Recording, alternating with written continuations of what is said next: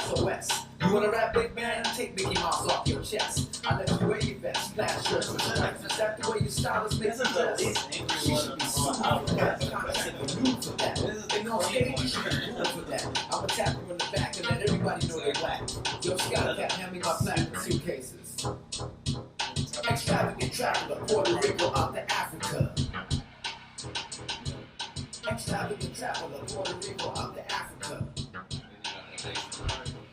Extravagant traveler, Puerto Rico out to Africa. KABF 88. KABF 88.3, you're listening to 4817 show. Special tonight, Kool Keith. That's right. I'm still living large off this show. That was an incredible show. Off the Kool Keith show, and that was last, Thursday? Thursday, not this week, but last week. Yeah, the 9th. So, Yeah, show on Thursday. That was Kool Keith. That was when he played. Yeah, so, you know, and normally it's hard. You go to the Thursday show, you don't expect much, but no, he really dropped it. He did some real unique stuff, a bunch of freestyling, which, you know, we don't know if that was due to technical difficulties or that was just, he was just trying to fill extra time, but a lot of times when you see artists live, you don't see them freestyle, you don't see them do stuff that's not on their albums. And he did medleys too, which were just mind-numbing. He did the medley of his hooks off all the songs, so you can definitely say, you know, I heard that track, or at least I heard a part of that track.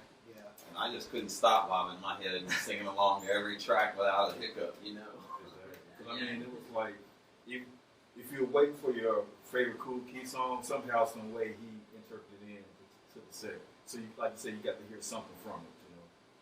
That's why I picked that last track, Extravagant Travelers. Yeah, that was your pick. At one point in the set, I mean, he just laid heavy into this, and for me, that was always a big, you know, album for me. And so it's like, it was intense. The music of it was intense. The vocals, he was spot on, and like Trucker was saying with the medleys, it was just one right after another. It was no stopping. There was no. It was very stimulating. Yeah, and it got the groove going. Right. And I saw Keith years ago, but it was at the river, and it was not intimate at all. You know, he just went through all his singles and then left. You know, did what he was paid to do and left. But this was a completely different show. Yeah, it was awesome. Yeah. So the other special thing we got tonight is we've got some snippets from an interview, and that's actually what you heard a minute ago. Kool Keith shouting out KABF.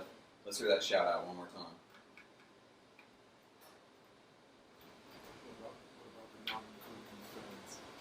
KABF 88.3. You know, in stereo, that's right. You know, all the shout outs to everybody out there in radio land and the open minded. So let's the last track we played was Extravagant Traveler. It's off the Matthew album, which was produced by Cutmaster Kurt. And I asked him about another Cutmaster Kurt project he did, which was Dr. Doom. Let's hear what he said about Dr. Doom. This is track 3. I was recording a lot of records, and I was like, I didn't have enough room to put them under one person. Yeah. So I had to split up a lot of, I had to make some characters to push out albums, because I had a lot of material backed up. See the I links felt on like that sheet. I didn't want to put them all on the Kool Keith. I was like, I had so much stuff like that. What's up, people? We got the Mad Trucker. What's up? We got Jampire over in the corner sitting quietly. Jampire, folks. Fax the fancy animal in the house. Yes, we're all here. Deborah doing some recording in the house. Testing out new waters. Videography. Trying to bring film to the people. On the show. So where did Kool Keith start at? I Love You Nancy is what we just heard, and that was produced by Cutmaster That was Kurt. produced by Cutmaster Kurt. It was off the album Diesel Truckers. About what year was that? That was in the 2000s. That limited down a little bit. I'm going to go on the Yeah, record saying yeah. Cutmaster Kurt is my favorite of the Kool Keith producers. I'm gonna say that's 2007, 2008, somewhere around there. It's fairly recent, but maybe about 10 years old. between recent to 10 years. Okay. So, Anyways, Somewhere in that time span. Yeah, the first track we played was Extravagant Traveler off of Matthew, which is also produced by Cutmaster Kurt. Then we heard a clip of him talking about Dr. Doom, which was some of his work with Kurt. He's going to go on to talk about that some more in the interview later on. And the characters in general, which, you know, to me sounds brilliant. I wish I had so much material I had to bring alter egos to let it all out. My gosh. Yeah. It's hard enough to fill out one album with a group, much less solo, much less solo artists by different names. Absolutely. So, you know, and I feel the same way about, you know, artists that do, you know, drawn art or painted art, you know, that go by different aliases, and same thing with authors. Right. You know, they'll want to step out, but I mean, it's just awesome to me, you know, artists that have so much talent that they just can produce multiple artists. I mean, basically multiple personalities. Well, and I think Keith mentions this in the interview later on, the idea of being open-minded. And I think a lot of times musicians box themselves into a certain genre, and other times I think musicians get bored easily, and so they do something, they realize what I've just done here and what I did here don't sync together, and these need to be two separate things, but it comes from the same mind. Right, that's what me and Bizarro was talking about, you know, when the track was playing.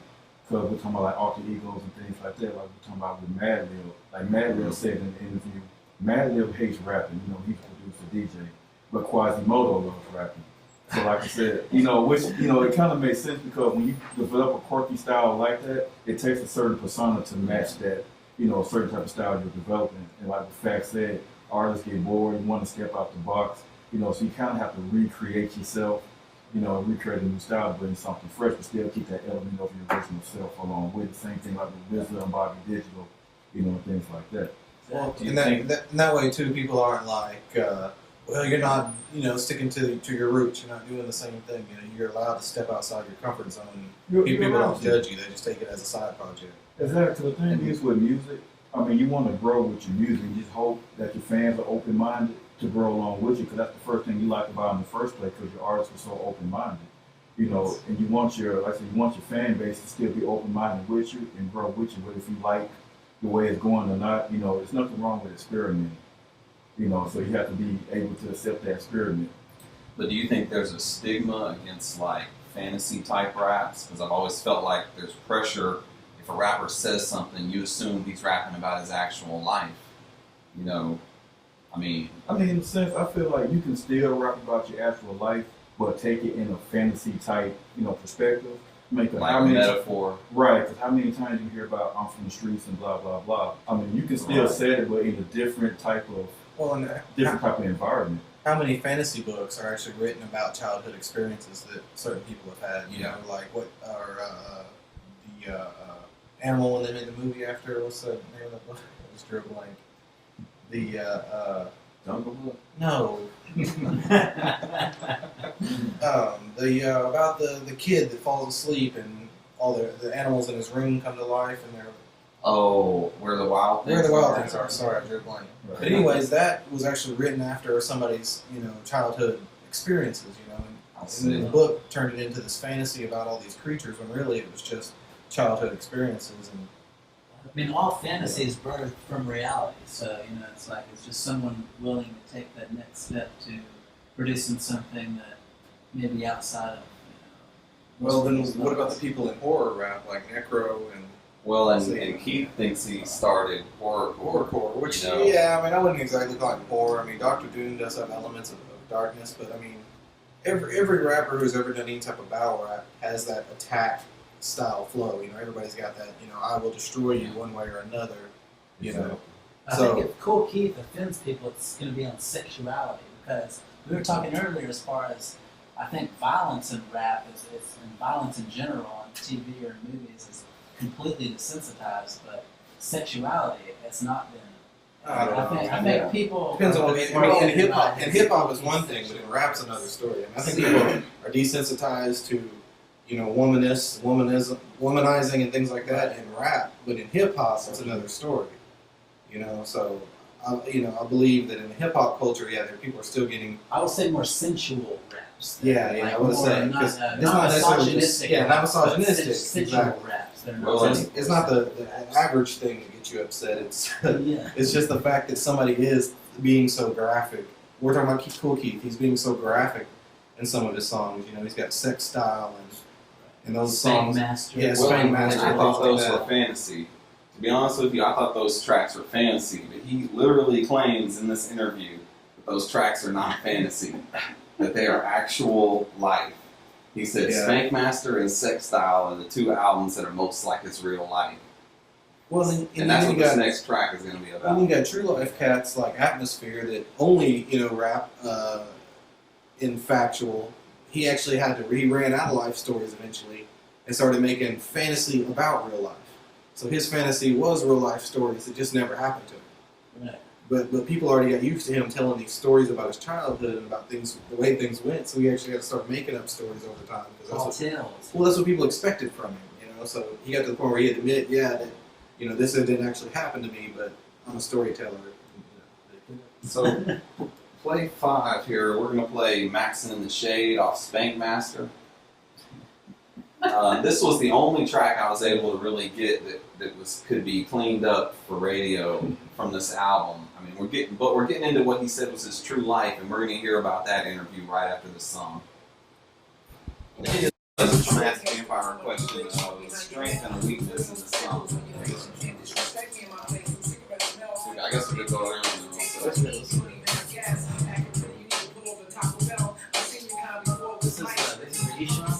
yeah, and play the interview right after this too. I know my weakness is that it's Esham and not Cut Master Kirk. It sounds like Cut Master Kirk. What'd you say to the beat? Esham and Keith together. Just on Spank Master, because I was on Esham's label.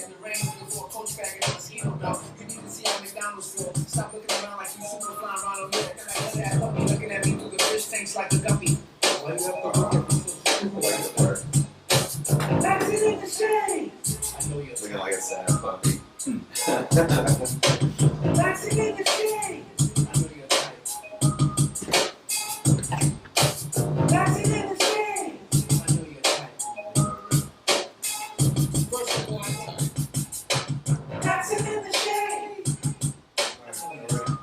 You're gonna play that next thing real quick. It's real short, 43 seconds. Number 6. Yeah.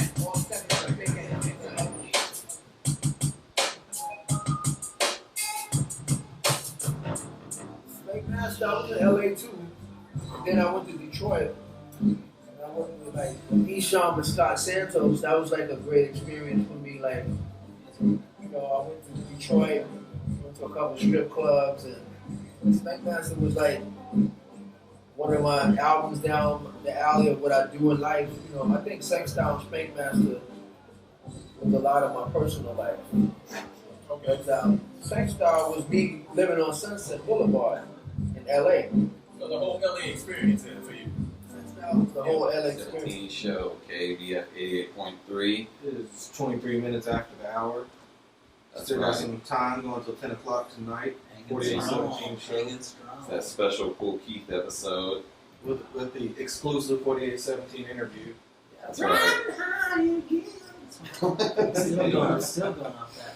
So let's give a shout out to Ill Chemist and also Bantu Knots, DJ Prophet, who helped make that interview possible. They actually single-handedly made that interview possible. That's super sweet. And they gave me a chance to ask him the questions. Is it okay to see the show? Yes. So I want to ask Jampire now, what as a person who wrote a song, Sex Then Suicide, and then you listen to these sexual topics from Kool Keith, I mean, what kind of impressions do you have of that? How do you compare it to your own work? Well, I wouldn't really compare it to my own work. Yes, we both talk about sex, but he's not talking about sex and suicide, or I don't know what I can say on the word. Right. I can't say. But on that last track, I think he was going pretty rapid, and going pretty fast, flowing pretty fast. Yeah. That's one positive thing. On the negative side, I would say I don't like the way he was ending his rhyme. It's like I couldn't really tell what he was rhyming with. He didn't have a strong cadence at the end. For the style of rap I like wordsmiths. I like like Eminem or somebody like that. Yeah. I like wordsmiths. I like people. What about the singing on the chorus that he did? I mean, I respect Kool Keith because Kool Keith is, to me, he's original and he's a unique artist. So I definitely respect him for that. He's expressing his own style, and I might not be able to understand his whole style, but yeah, I respect him for that. But he's, he kind of sings. He's kind of, a funny rapper. He tries to say some funny stuff. But he acts serious. That's a good comedian, right? Whatever. I mean, why the Kool Keith show drew me into it is an attachment back to Jampire, going back to the old LP house party days, and the first time we ever played together. And you and Jampire coming around, and I felt that there were two artists after the show that we connected on, and I know solidified me and Jason's relationship, and in a certain sense solidified all, because it's sort of like a litmus test of like when you throw out certain artists' names, you understand whether people are cool or not. I think Kool Keith and Mike Patton were two guys we touched on the very first night. It was like, well, at least we're on the same wave. Well, and Kool Keith unites thing. us all. Keith, That's what DJ Counteract was saying to me.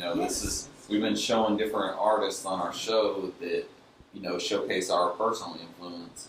But Keith is one that we all agree on. Even Ill Kenneth is not here tonight, but he agrees on it too. And LP, which we also haven't had an LP show yet. Yeah. But to be continued with I was about to LP. say, there'll be another won't LP happen. night. So just because it has Run the Jewels will be coming to Arkansas Monday Good night. Lord. Run the Jewels. Right. That's LP and Killer Mike is going to kill it. It's at Stickies. That'll be intimate. Yeah, and once again, it's on a weeknight. We can't get underground artists here on a weekend. If it's not selling out Alltel, it's not going to be here on the weekend. See, that's the thing that people don't understand. Though. It's like, why don't you come here on Saturday night? Well, it's because I'm playing Monday, Tuesday, Wednesday, Thursday, Friday, Saturday. Yeah. So they just hit your city. Well, on the weekends, they're going to be in a town where they make 10,000, not a town where they make 1,000. But people around here need to be willing to ruin their Tuesdays. Little Rock, I know, is just filler. Where the guy's already had the schedule made, and he's like, well, hey, Tuesday you're not doing anything. Let's go to Stickies. Little Rock. We'll be there. What's funny though, when I'm in I'll be at a car show in Dallas, and people say, "Where are you from?" I'll say Little Rock, and they look at me like, "Where?" Like, really? How do people not know what Little Rock? We live in Dallas. How do you not know where Little Rock is? So apparently, we're a lot smaller than I thought. I thought you said we're a lot smarter. No, we're a lot smaller. I think we're probably a lot smarter too. But back on Keith. Before we get too far out. To me, Keith's weakest parts are his hooks. Because he's humorous and he's funny, but I think he just does whatever he can do to get through the hook and get back to his verse. Because almost we're coming on. Even one of my favorite songs. Hold on. Even one of my favorite songs, "Blue Flowers," he's really just repeating "Blue Flowers" over and over. But he delivers it well, though. Yeah, but that's not the point. That's just his voice. That's just his cadence. So that's the kind of thing that wake you up at 3:30 in the morning. yeah, but that's not the point. You can't The go point back to is sleep. they're not well written hooks. So you can say that they pass for being hooks. Kool Keith, I think they're pretty good. For Kool Keith. He's one of the top MCs of all time. For Kool Keith. For us, I would think we would be weak. So for him, I think because he's Kool Keith, he gets away with it. But I think he's just getting through to the next. What does he charge for 16 bars? But he charges about $100 a bar, so it's about $1,500 for 16 bars approximately. And I know that's a factual statement. You mailed in person. But that's what I'm saying. But that's not for a 4-bar. But it's worth it, though. I wouldn't pay $1,500 for a 4-bar hook from him because it'd be the same thing over and over again. So I'd pay double. we're going to play another one on the topic of him having the sexuality in his lyrics and that kind of thing. And I'm going to come back and I'm going to ask Thanos about this one this time. You're going to be in the hot seat, man. Boom, boom, boom. I am ready. Sly We Fly. It's Sly We Fly from the album we've been talking about, Sex Style, and he mentions this a bit more in the interview we're going to play. So I'm going to ask you about Sex Style. Well, he used to have that Ice-T old school style, back in the day. You know what I mean? Yeah. And he got that. So really, He was sex on stage. back then, though, people weren't like, oh, he's mad lyrical. They were just like, hey, that dude knows how to rock a party. You know what I mean? If you were a good lyricist, you just got people to moving. You know, you just said some old crazy shit. Up on the stage, hype, to wave. You know, So, yeah, it's like people were just like, hell yeah. I gotta go over this transition with you real quick, man. So we're talking about Sex Style right now. I'm gonna be asking him about the sex style, and then we're going to need to talk about funk. We need to come to a transition to get from sex style ultimately to funk music. Funk genre, he's going to talk about whether or not he's influenced by funk. That's how you get to We're going to talk about funk and hip hop. how you actually. So there's a subject which class. Oh yeah. It's about time. Funk and hip hop. I'll go transition. I'll go around the room real quickly. If you can't elaborate, you must say what genres of music were influenced. And he's going to talk about sex style. Alright, then we'll get to sex style. That's what I ain't gonna talk about. I got a question. See, I'm gonna ask you, man, because you don't have a lot of sexual situations in your lyrics. So I'm gonna ask you, how do you interpret this kind of Man, me and Trey were the same, man. We don't kiss and tell something. There's no one to believe it. Cool Keith is his own box. He has his own stuff that he sticks to. He talks about the From my point of view, I think it's very rare. And we need to talk about Masters of Illusion too, because that's the three guys on the song. I think he's kind of like Metallica, where he knows what people are used to hearing, and it doesn't matter really what he's saying, as long as he's in kind of that, like you were saying, kind of into that realm of what he normally says. In his box, right? As long as he stays in his box, he can say whatever the hell he wants. I mean, he can be like, you know, he's running around with pennies in their nose, and we're still like, hell yeah, you know? I mean, That's what we expect. like I said, it's in a box. It's box like Sometimes you don't want to hear about shit. You don't want to hear about asses. You just don't want to hear about. And that's when he gets That's what Kool Keith does tonight. Well, that's when he gets You don't want to hear about it. But that's when he talked about Dr. Doom and Dr. Octagon. Although those are still a little bit like we didn't play anything on Dr. Octagon. I know. It was so little time, man. I'm gonna cut this song short. Ready? Why? So we're going to show the exclusive Kool Keith interview from the 9th at the Joint coffee shop. That was a real hip joint. I liked it. It was kind of a theater stand-up comedy type of feel. Yeah. But had a real good sound, and they closed off the whole stage area from the coffee shop, and I kind of liked it. That's the first time I've been there. So we just played a track from the Sex Style album, the only clean track I could get off of that album. Y'all are real lucky I found something. And it features Motion Man from the group Masters of Illusion, which is all three guys who were on that track. Now I'm going to ask Thanos, man, what's your impression of Sex Style? And I mean, you don't really have a lot of sexuality in your lyrics that I've heard unless it's in a deep code. I mean, it's like with Kool Keith. It's very blunt. I mean, like I said, the whole Sex Style album is very blunt, and I was surprised that you was able to find, like I said, the cleanest, you know, the cleanest track on there. You know, far from me, I mean, it's basically a way how you present it. Like, far from me writing things like that, at one part I just felt like it's too easy. So it's like, I like it to challenge. Yeah. But when Kool Keith he brings it, like I said, as blunt as he is, he does bring it in a whole comical, like, situation. I mean, like, Analog Brothers, like, More Freaks, that was like the most insane, just blunt, crazy song ever. That's a good Kool Keith album. Right? You know.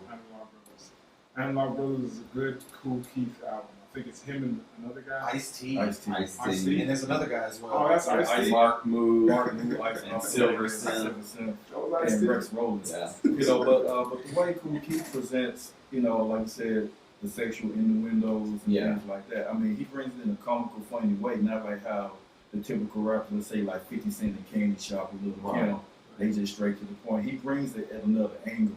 You know, He's sensitized to become to the violence. And yet the sexuality bothers so many. Kool Keith is not just phallic, though. He's not just making you think of, you know, phallic. He's more members. But he really brings it up more into to the comical side of it, into the extreme side of it. You know, having orgies with mass amounts of people and or just weird situations. Yeah, and the situations in that they might have. Right, it's kind of like a Fritz the Cat type feel when you know, but he on the interview with you, Mad Trucker, and the Alchemist, he said those were his two most personal albums. Yeah, Spank Master and Sex Style. Right. That's crazy.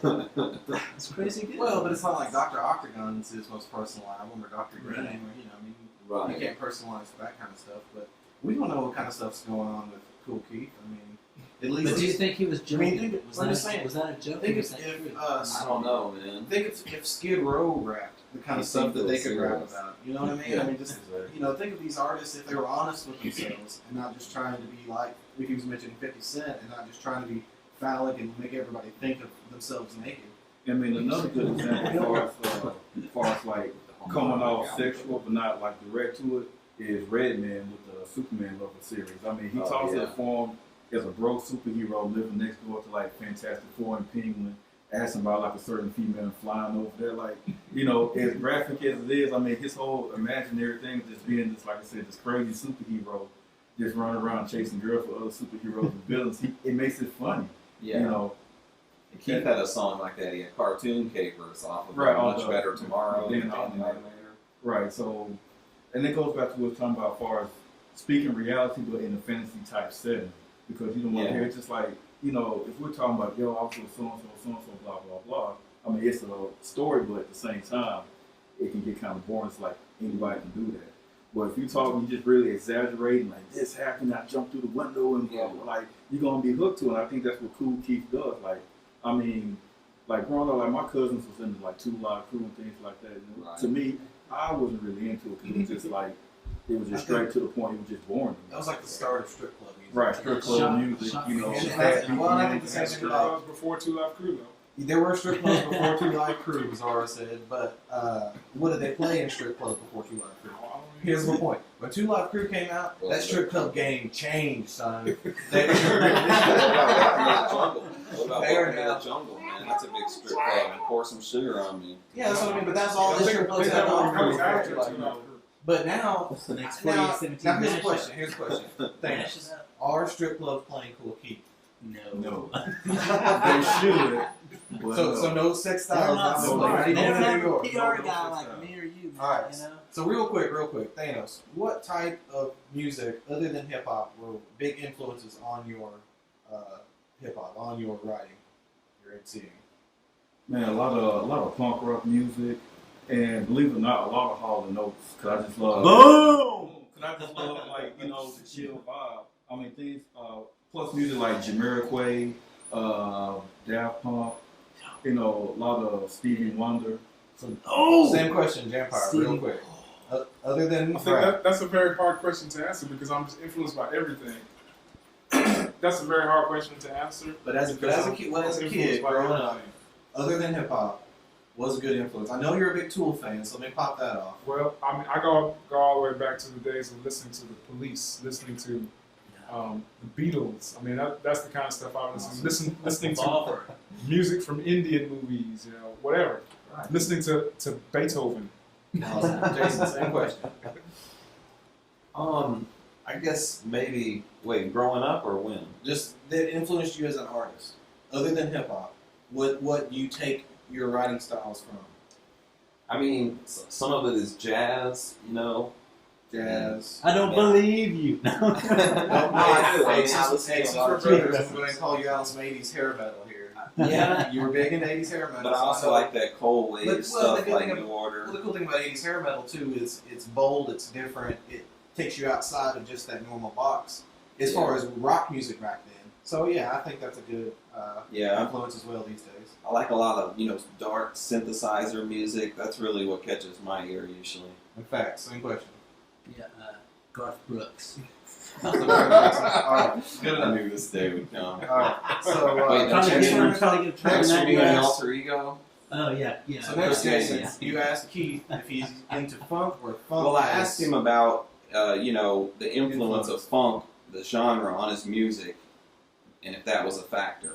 He likes Bootsy Collins. And next, okay, we're running out of time. Next Okay, week, let's hear what he had to say about that. And then we're going to get right into Analog Brothers, which is one of my favorite Kool Keith Which I think has a lot of funk in it, a lot of funk. Keith influence. chords and Ice Oscillator. That was a good, AKA that was Ice-T. one of the Kool Keith albums that I can actually listen to without having to turn it off or skip to another track. Because I have to say, it was so random when I found that album. Because I was just looking for music for a road trip.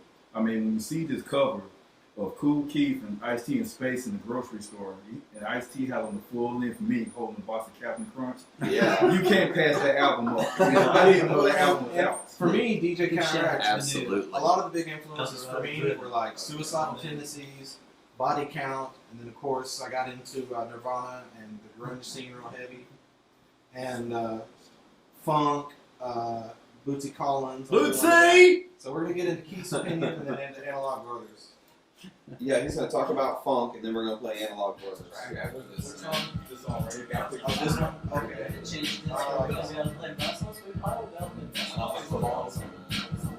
funny, man, because nobody ever was in Analog Brothers like that.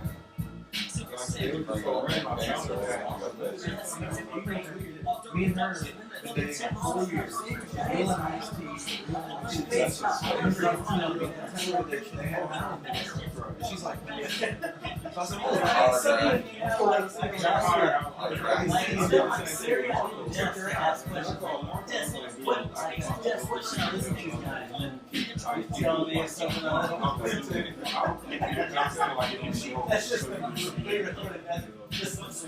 I knew you were right. well, Ice-T's the same way. Ice-T's comical, but in a gangster way. He's so gangster, it's comical. Whereas Ice-T's You're like me, Bobby Business consistency, not variety. Your problem is consistency, not variety. You're saying two stuff. to me, versus always, I listen to history and small beats. Slow sample, Marshall style. He's the best of it. area of the world he feels like. And you're not, to me, he's not doing better than Wu-Tang. I mean, that's so many people in there.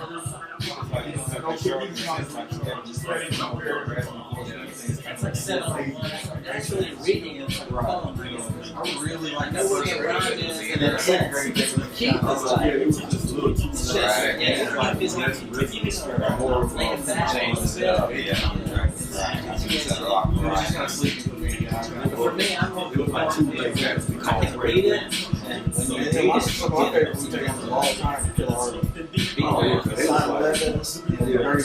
can text me something without There's not a bad song on the entire album. See, everybody's brain works really now, I really like to read his raps. I mean, And sometimes I hear him, I don't really, when I read it, it's like I'm making my own version.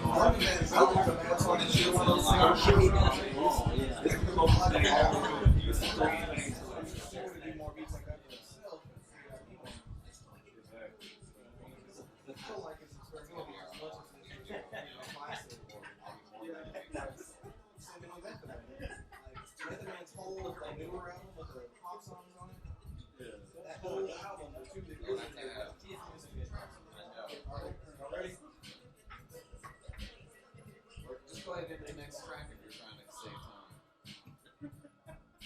We can talk about them together.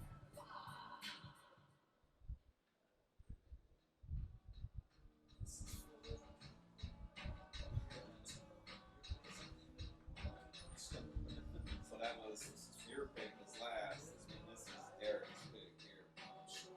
His pick, Project Polaroid. He's going to talk about that in the interview segment right after this.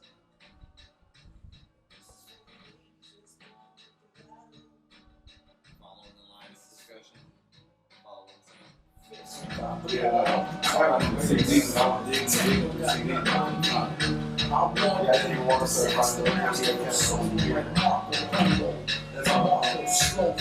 Man, yeah, when I first heard that at first I thought the whole thing was going to be great. I thought Big Mom. I thought Big Mom was tribute to both songs. Those are the first songs. That's out. they would follow all the new steps. So that's how I don't think so. Yeah, I can go ahead and do the interview after this too, man. This end of this song. That's what I'm saying though, 12. It's going to be 12. He talks about this. That was different experiences, Tom and San Francisco and the Doc Boy. I did that at Buffalo In 66. this interview, he's going to talk about Israel, the producer, different experience working the producer on that track with MF Doom. So that's the tie-in from here to there. Yes. KABF 88.3. 48-17. Yeah, that's the 48-17.